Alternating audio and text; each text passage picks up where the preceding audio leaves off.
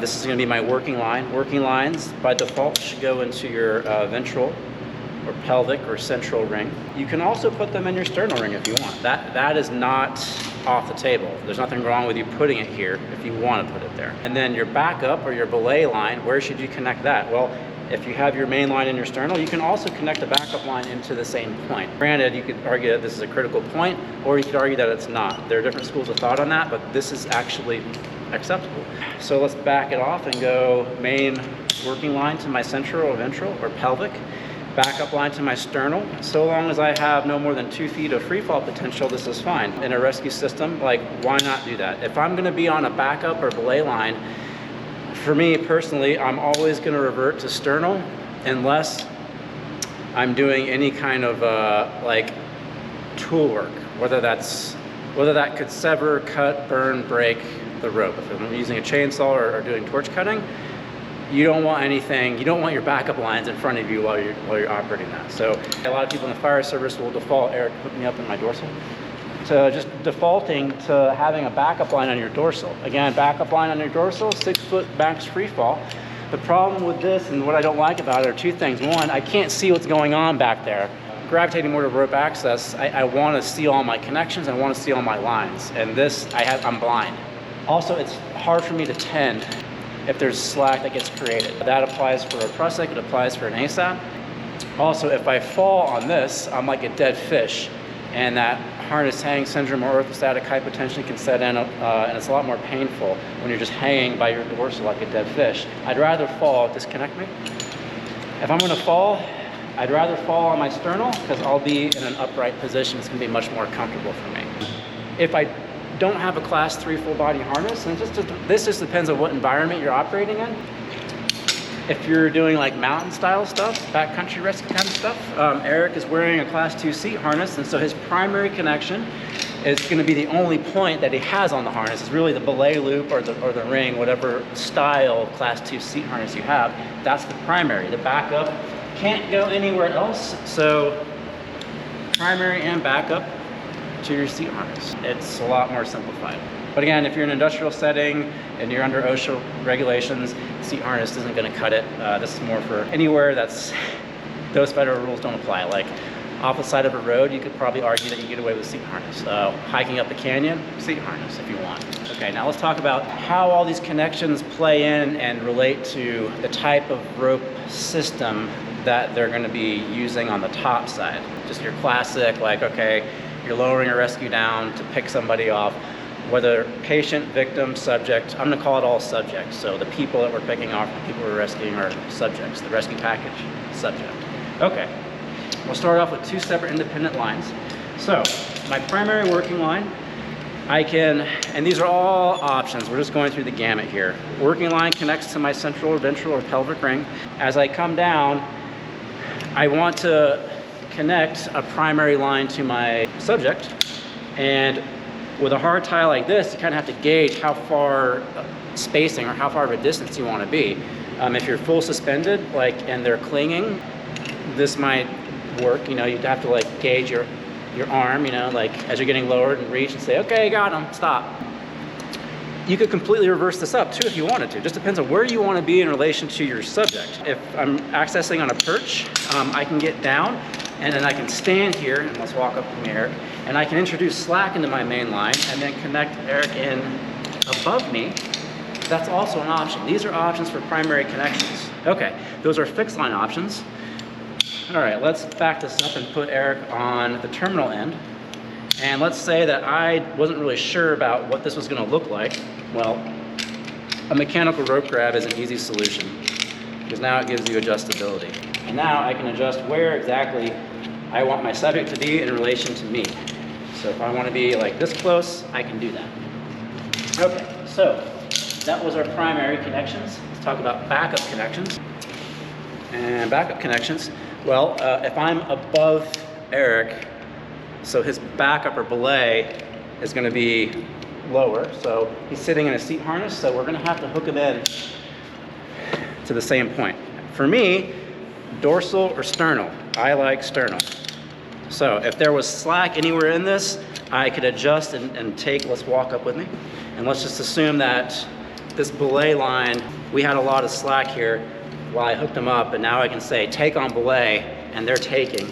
And as they're taking, let's walk back to simulate it getting taut. Okay, and now we're taut. These two ropes are completely independent of each other. So let's think about how the way we're connected here does have implications for the system up top. Main and a belay, sure, dedicated main, dedicated belay. The blue right here is our dedicated main, and our red is our dedicated belay. Can they do a 2-tension system on this? I don't know, maybe, maybe not. It's a little bit more difficult. If this is on my dorsal and he has a class 3 harness that's also on his dorsal, I wouldn't advise a 2-tension rope system. You're gonna be weighting 2 different places on their harness. You can't really switch modes on the fly as easily. It's not as streamlined. Rather than keeping your 2 ropes completely separate, like they are not joined anywhere at any point in time. From start to finish, these ropes are not joined. We can join them, and that would facilitate a complete separation of what's going on with the rescue package end versus what's going on with the operators on the top side, as far as what kind of system you're operating. 2-tension rope system or single main, single belay. All right, so let's disconnect out of here. We can disconnect these. Let's go over to our other system and show you more options. Okay, let's zoom in here. Any appropriate midline knot joining my main and belay or 2-tension system. It does not matter now what happens up here. It has no bearing on what's going on down here because we've joined both lines together to a central master attachment point or yoke, and now they're completely independent of each other. So now we can do a single main, single belay, 2-tension on the fly, change it up, and it doesn't matter. It has no effect on how they're connected and where they're going to be weighted on their harnesses on the rescue package end. Okay, so how do we connect in here? This kind of looks like your classic BC pickoff, better control pickoff. We have options. I'll start with the rescuer. Me being a rescuer, I need a primary connection point. I'm going to connect somewhere in the yoke for my primary connection, and my primary connection always goes to my ventral ring. Here, I have a very cheap, inefficient, easy adjustable Purcell prusik where I can make micro adjustments on the length. And this is good for your backcountry responses. The poor man's adjustable lanyard works really well. It's lightweight, you can pack it out in a lot of places, carry it on your personal kit, whatever. Another option, primary connection. Another adjustable lanyard, the connect adjust or progress adjust. So now I can adjust here, bring the cam out, just like a Purcell. It's an adjustable lanyard. Okay. Also lightweight, easy to carry. It's not as finicky as the Purcell, so I like these. You can also use the set of 4s, the Aztecs. Again, ventral ring, primary connection. This is better for full suspension because you can now haul yourself up and down if you're fully suspended. This might be a little overkill for a lot of applications, but it's good to have. All right, last option, but not all of the options. This is just what I have on. The Grillon lanyard, my personal Grillon lanyard is at home. Again, primary pelvic ring. I have any kind of descender. This is just the Safeguard by Madrock, and it does the same thing as this progress adjust or a Purcell, except now I can descend on it as well, and you can descend on the Aztec too by bumping the prusik, and you can also haul yourself up on the Aztec, but this is harder to haul yourself up unless you get a perch to kick yourself up and then choke up on the slack, and you can weight yourself that way. So the Grillon lanyard is for more industrial specific. The makeshift one is the fall restraint end of your Aztec. You just substitute the Purcell with the Madrock Safeguard, and now you can descend as well. All good viable options. I'm going to disconnect from all this and get rid of my Aztec and Safeguard. I'm going to use as my primary the connect adjust because it's easier to see on the video. It's clean. It's a little bit more intuitive. People can see that, and it makes sense. And for my subject, I'm going to put my subject on a Purcell. Okay, so Yes, ideally I would like some sort of micro adjustability for my primary attachment points for both rescuer and subject. If I'm doing the pickoff, I can actually extend this in advance, and as I come down, clip them in and then manually choke the slack out. It would eliminate some of the work the topside operators would have to do. And now I can stay above my subject, or I can descend below and cradle them as needed. So it gives me a lot more flexibility. They can both be Perceaus, they can both be Connect Adjust, they can both be Aztecs, it does not matter. Okay, backup systems for my subject. Let's see. It doesn't matter what long tail I use. In this case, double long tail bowline, but I mean, I could easily just do a double directional figure 8 or a double butterfly with long tails. Bowlines are just a lot more versatile. So the two long tails are independent of what's going on above the knot. So it doesn't matter who connects where, as long as somebody is connected in one of these long tails as a backup. So my subject's connected into a backup system.